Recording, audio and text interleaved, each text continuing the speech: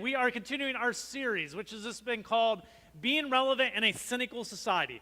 And what we're doing is we're helping you learn how to discuss your faith, to share your faith that you have with the people around you in a way that they actually get it. So when you speak to them, they go, I understand what you are saying. So what we're doing is we're taking a step-by-step approach here. So we're just taking week by week, and we're building from week to week how to put your faith together in a presentable way to the people around you. We're building this off of what's said by Peter in 1 Peter chapter 3. And here's what he said. You've read this for the last several weeks.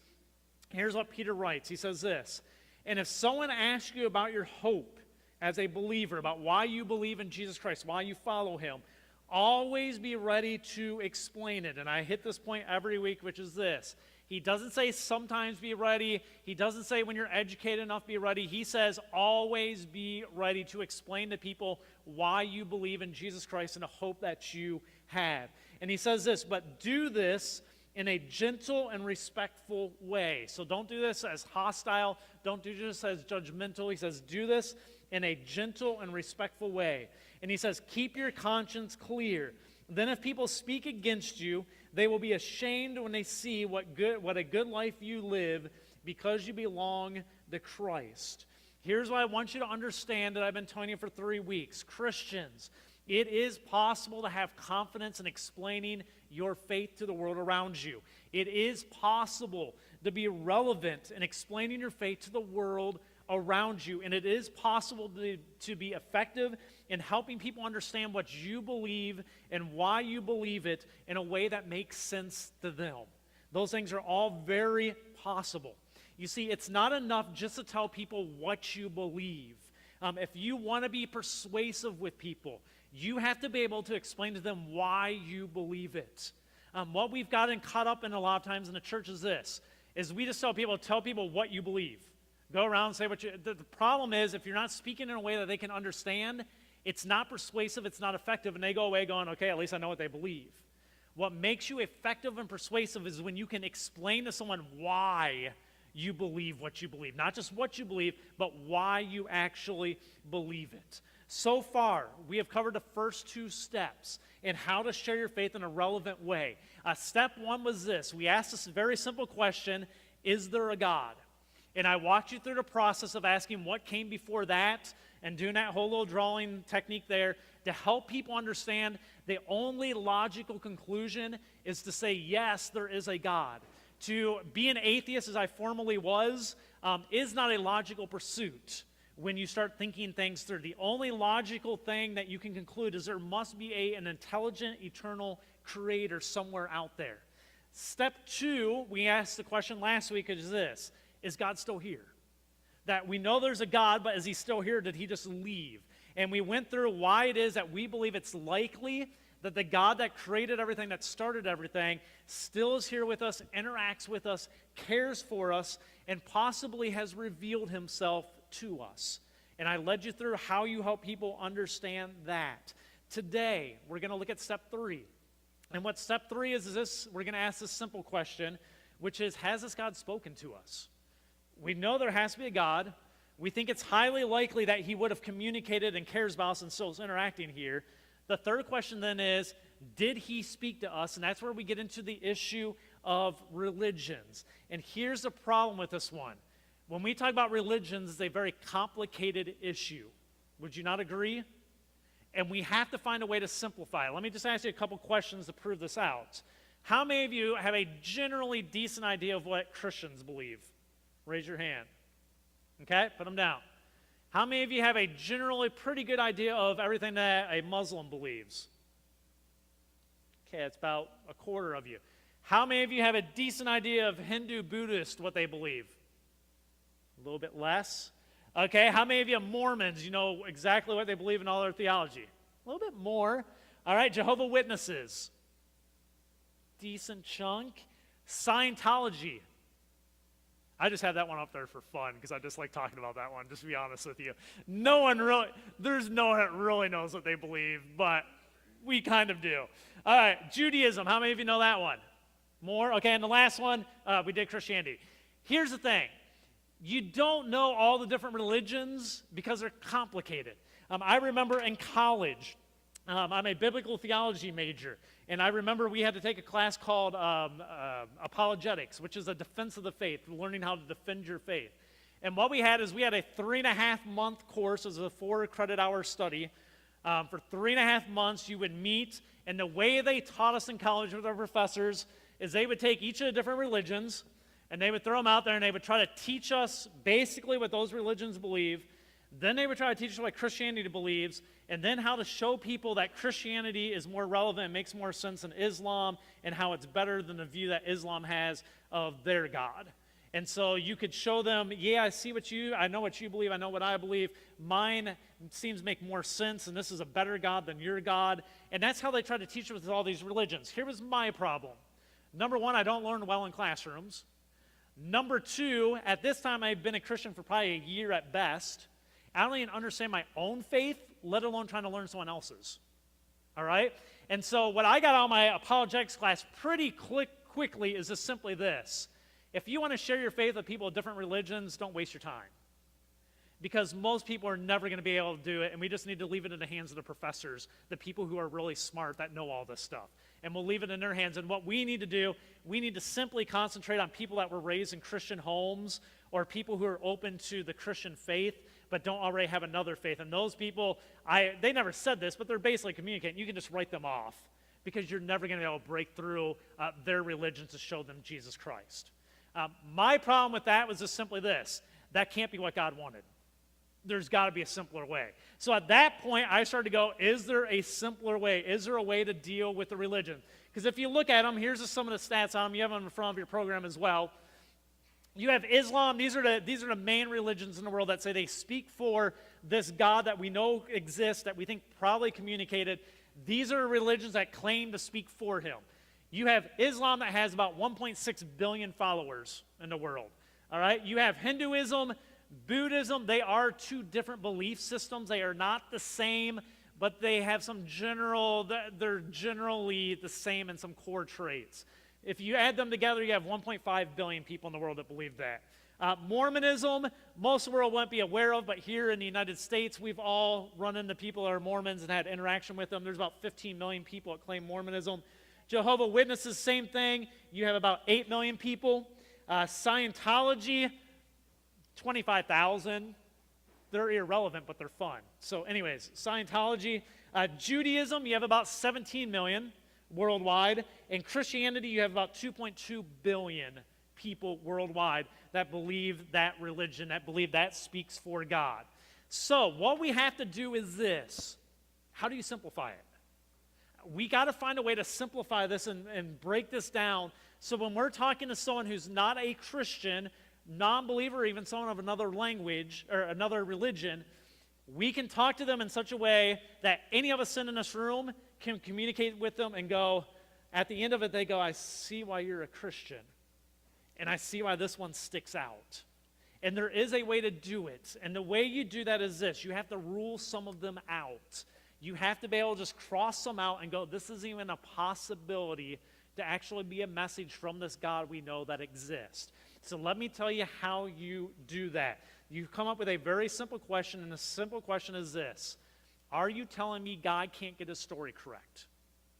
Are you telling me God can't get his story correct? I'm going to tell you what you need to know about these religions, and you don't need to know anything else about these religions except this little simple fact. We'll start with Islam.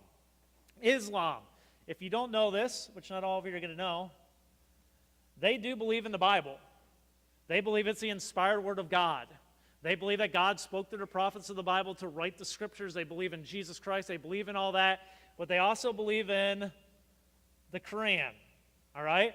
And what they believe is this. This is just a New Testament. This is a new revelation from God, the Quran that came after the Bible. Let me stop for a quick second. As you know, my phone number is up there. If you have questions or whatever that you want to text me, text them to me. I'll try to answer them at the end of service. So if things come up that you have a question about, feel free to text that. But they believe in the Bible and the Quran. This is all you need to know. They believe there's a God who created everything. The intricacies of the universe, the intricacies of our body and how it works and life works. They believe there's a God who created all that. But then they say they believe this God can't get his story right. Because the message of the Bible and the message of the Quran are two vastly different stories about who God is, what his character is like, how he interacts with mankind. Vastly different. And to believe Islam speaks for this God, you have to assume this God can create all this intricacy of the universe, but he forgot what his story was of how he did it. And so from time to time, he has to update it. And with the Quran, through Muhammad, he came back and went, you know what, mankind? I actually messed this up. This isn't who I really was. And I misquoted myself multiple times in the Bible, and I need to tell you who I really am because I messed it up. Now, let me ask you this. Does that pass a smell test? Does it? No, it sounds insane. When I learned that, I was like, okay, I don't need to know anything else about Islam. I know there's no way this is the God of the universe who created everything. I know there's no way that's speaking for him. Because he created the universe and he can't get a story straight. Are you serious? And I'm supposed to entrust my salvation and my eternity to that message? No chance. So I threw it out. Go to Hindu Buddhism. These are a little bit different. Hinduism and Buddhism have just vast amounts of information. There is no real uniform teaching other than a couple you're aware of, and the reason you're aware of them is about the only ones there are. Karma, okay? So good and bad equal out, and reincarnation, that you are reincarnated.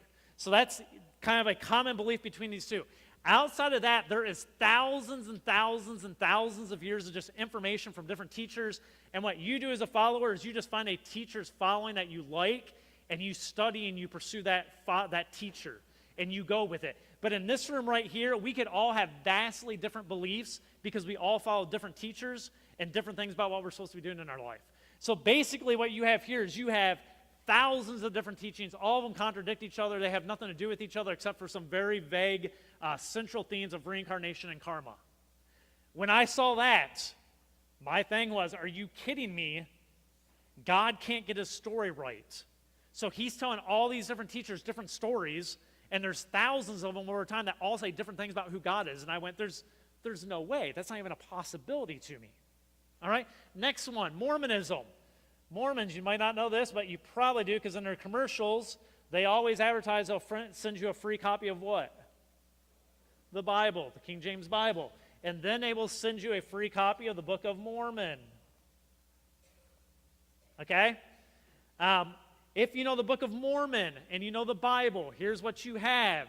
Is you have, again, two vastly different stories. What Mormonism says is this. God revealed himself in the Bible. That was spoken by God. But he came to a guy named Joseph Smith and revealed more to Joseph Smith and gave him a better, more accurate understanding of who God is. And it's completely different than the God of the Bible. But they believe both are inspired by that same God. Again, are you telling me God can't get his story right? At that point, I'm done with it. Let me tell you why I'm done with it. I'm logical. This stuff doesn't pass a smell test. There's no logic here. I can't go with it. I just rule these things out. There's no point in me even pursuing it anymore because the first smell test doesn't pass. Let me go next one. Jehovah's Witnesses. Jehovah's Witnesses, they believe in the Bible. And they only believe in the Bible. But it's their own translation of the Bible. All right? They do have another truth, though, that has equal weight. And you've probably received these before. How many of you have received a Watchtower thing before? Okay, that's what they always hand out is a Watchtower tract. Charles Taz Russell is the founder of Jehovah's Witnesses. He is a guy that was a Christian that kind of started his own little cult group and went, I'm your teacher and I'm the one that has all the secret information. I'm the smartest guy in the room and you need to follow my teachings. The Watchtower Society now is a group of elders who writes the Watchtowers and they print them off and they send them out to all Jehovah's Witnesses, and that is the thing you follow, and what it tells you is how you're supposed to interpret the Bible and what you're supposed to believe. So they have their own translation of the Bible that switches some words, some key words in it, and then they have the Watchtower that is of equal weight and actually of more weight because it will tell you how you're supposed to view everything in the Bible. And the thing is, these two things aren't together. These two things contradict each other constantly if you know the Bible. And again, you're stuck in the same situation, which is this. You're telling me God can't get his story straight. You keep contradicting yourself, saying it speaks for God, because these even contradict themselves, the Watchtower publications. God can't get his story right? I'm done. I was out. understand real quick, some of you know the story. Before I became a Christian, I studied all these, okay? So I studied all the religions because I didn't know what to believe. So I studied religions for about 6 months before I became a Christian. I started researching them. And this is kind of how I started to rule things out. Next one, Scientology. Okay, Scientology. It's one story, and the story is basically this. You're a piece of meat, and aliens that live on the backside, I think, of Venus, okay? They get their brains washed out of all their memories, and they get sent down into the Pacific Ocean. And then they swim through the ocean, and then they crawl up on land, and they look for pregnant ladies. And then they jump inside pregnant ladies, and they get into the babies, and they take over their bodies. And then that's who all of you are, is you have a secret little alien inside you right now. And you're being controlled by what's called, I think, is it an Ethan? What is it? A thetan. A thetan. You're controlled by a little thetan. So there's like this little alien that sits up in your head right now with controls. Did you ever see like the first Men in Black with the one alien and his head comes off and there's a little dude in controls? That's Scientology. All right? Let's just cross that one off. We're not even going to go further than that. But it's just fun to talk about Scientology and what they believe. All right. Next to you have Judaism. Judaism believes in the Old Testament of the Bible. That's all they believe. They believe in one message. It is a message that is cohesive. It holds together. It's one message.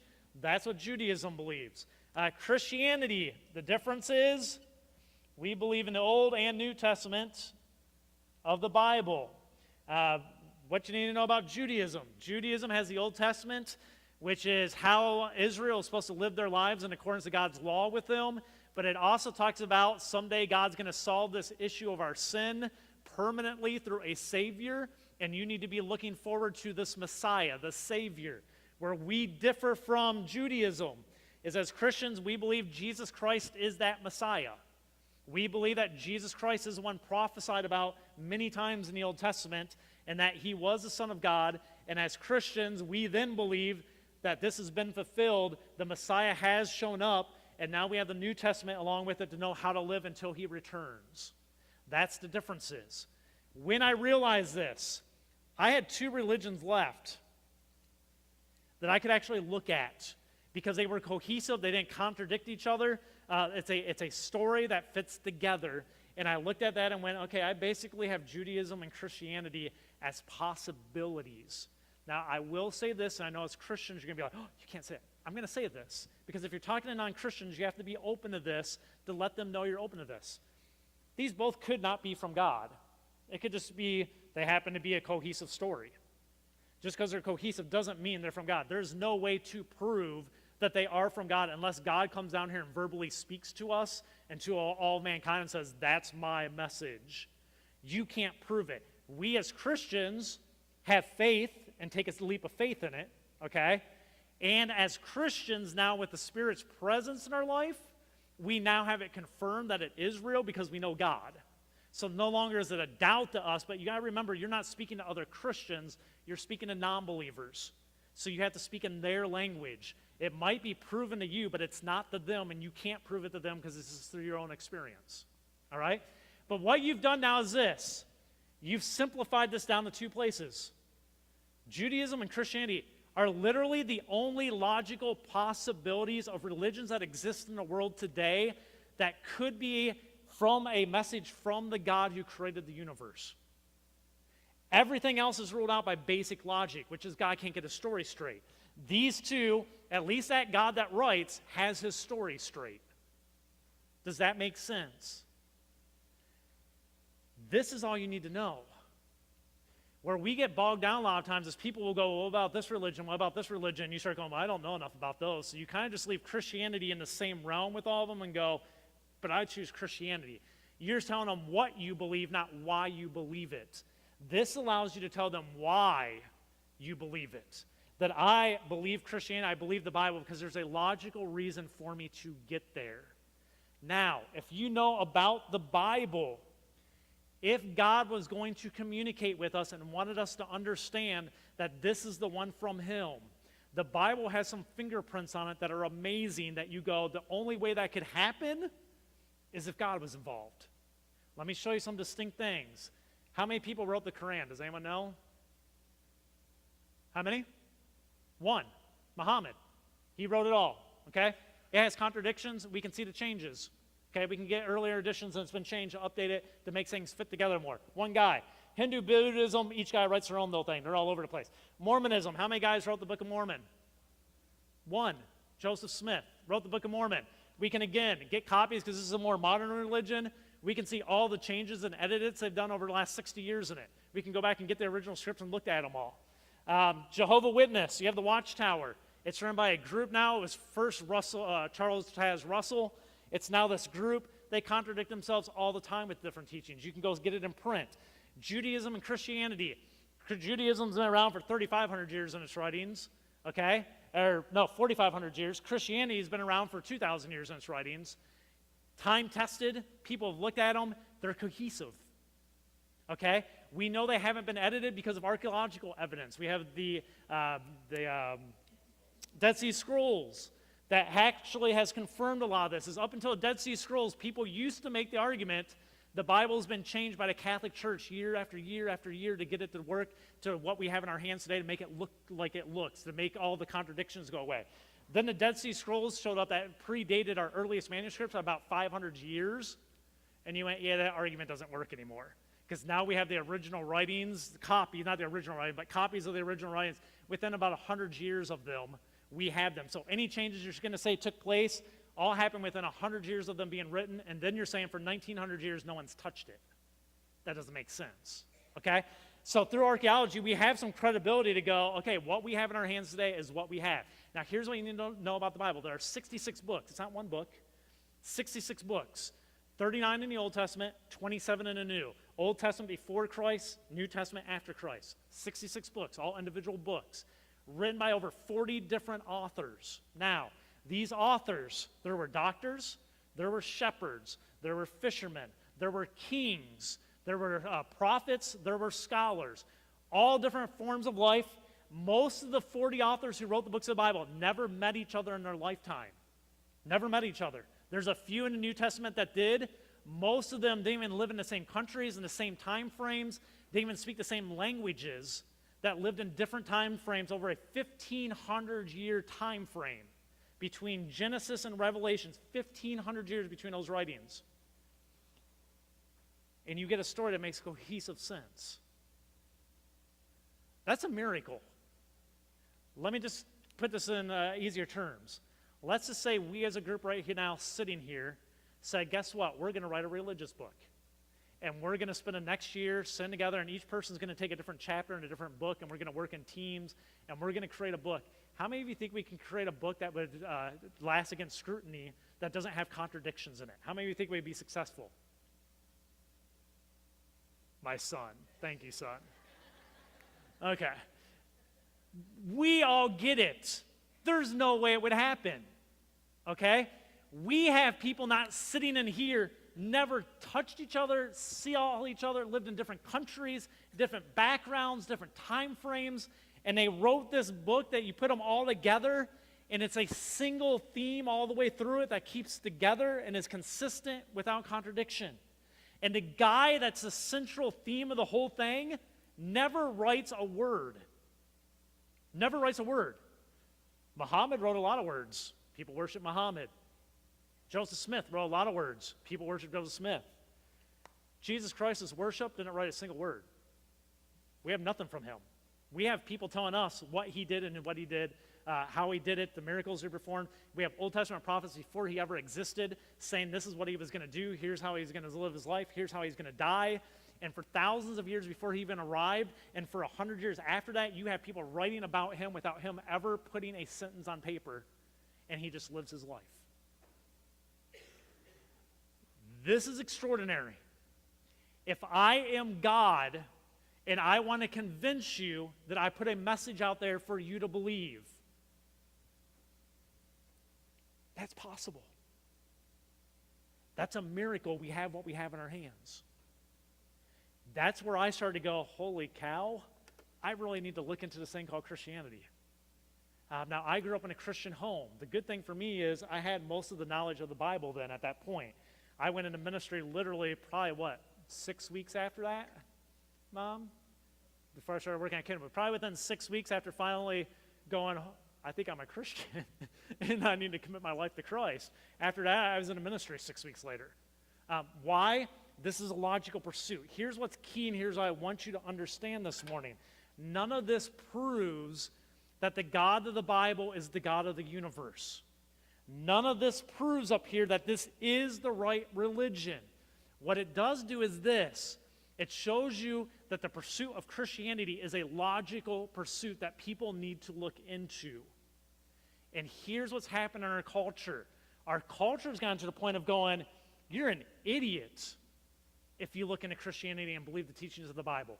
We even have Christians today who go, well, I don't really stick with the teachings of the Bible because they're a little uncomfortable at times to defend and stuff, and I don't really know where they came from. What I'm telling you is the only religion out there that makes logical sense that you could look into to go, this might be a message from God, is Christianity, the message found in the Bible. And you can talk to people and let them know this where they go, that makes sense. I've done this a ton of times with people, and they will go, that makes sense. And here's the key. When they say that, you've piqued their curiosity. And when you've piqued their curiosity, they will then let you tell them what the Bible says and what the message of the Bible is. And then you get the opportunity to share who Jesus Christ is with lost people. Why? Because you've taken them through 3 steps of a very logical process for them to go, not that I believe you, but I see why you believe what you believe, and it makes sense why you believe the things you believe. You're not an idiot like I've been told. That actually makes sense. And at that point, you have the ability to speak truth to them, and that's what we're going to talk about next week is what does the Bible say? How do you summarize the entire Bible, 66 books, in a short conversation? And we're going to go through that next week. Christians, I want you to understand, it is possible to help other people understand there must be a God, that God is still here among us, and it's possible that he communicated with us through the writings of the Bible. This is something you can have total confidence in. If you put a little effort into it, it's something you can communicate to others where it's relevant and they get it and go, you're not crazy, you make perfect sense. And at that point, God can start doing amazing things through you. Would you pray with me?